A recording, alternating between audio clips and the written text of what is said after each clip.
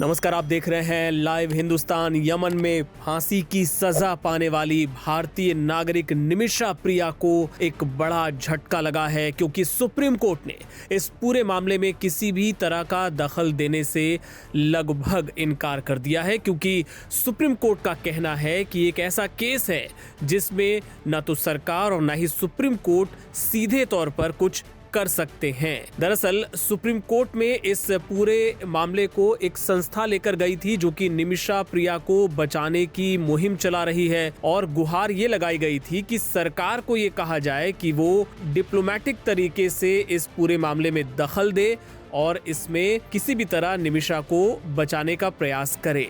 लेकिन सरकार की तरफ से अदालत में ये साफ तौर पे बताया गया कि जिस हद तक हम जा सकते थे, हमारी एक सीमा है और जितनी अपनी जो लिमिट थी वहां तक जो हम जा सकते थे हम जा चुके हैं, और अब इससे आगे जाना हमारे लिए संभव नहीं है। चूंकि यमन में जो सरकार है उसके साथ जो संवेदनशीलता है उसके मद्देनजर कूटनीतिक रूप से इसमें बहुत कुछ कर पाना संभव नहीं है। अब ये केवल ब्लड मनी के जरिए ही सुलझाया जा सकता है, जो कि एक निजी समझौता होता है। दो परिवार आपस में मिलकर अगर इसको स्वीकार करते हैं, अगर जो पीड़ित परिवार है अगर वो ब्लड मनी लेने के लिए राजी हो जाता है, तभी कोई रास्ता निकल सकता है। इसके आगे अब कुछ नहीं हो सकता। इस मामले में हम बहुत ज्यादा कुछ नहीं कर सकते हैं।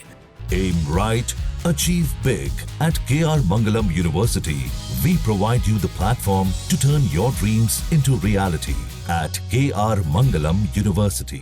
तो ऐसे में आप ये मानकर चलिए कि सिर्फ 2 दिन का वक्त रह गया है। 16 जुलाई वो दिन है जो मुकर्रर किया गया है यमन में निमिषा प्रिया को फांसी देने के लिए, और अब सिर्फ 2 दिन बचे हैं। और सुप्रीम कोर्ट से उम्मीद की जा रही थी कि शायद कुछ ऐसा सुप्रीम कोर्ट को ये कदम उठाए जिससे एक आस बंधे, एक उम्मीद बंधे निमिषा प्रिया के लिए, लेकिन ऐसा होता हुआ नजर नहीं आ रहा है। इसके अलावा आपको बताएं कि अदालत में इस मामले की जब सुनवाई चल रही थी, इस दौरान जो याचिकाकर्ता हैं उन्होंने ये भी कहा कि क्या सुप्रीम कोर्ट इस तरह का आदेश दे सकता है कि ये जो डेथ सेंटेंस है, जो मौत की सजा है, वो लागू ना हो। इस पर अदालत ने हैरानी जताई।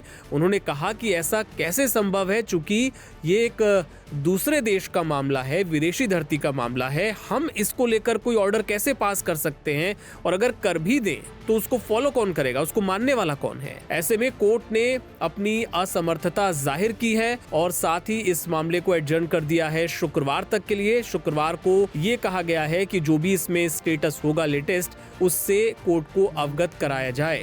लेकिन जैसा हमने आपको बताया कि 16 जुलाई ही वो तारीख है जब निमिषा प्रिया को वहां पर सजाए मौत दी जानी है।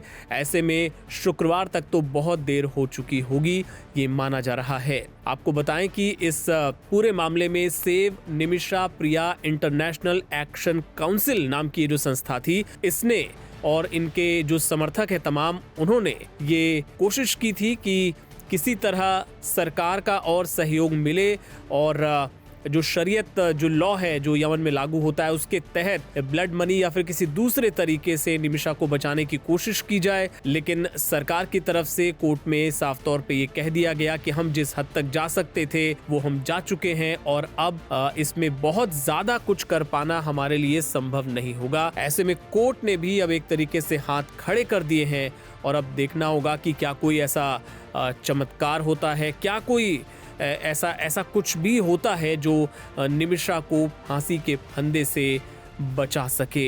इस पर नजर रहेगी हमारी, अपडेट्स आपको देंगे। आप देखते रहिए लाइव हिंदुस्तान।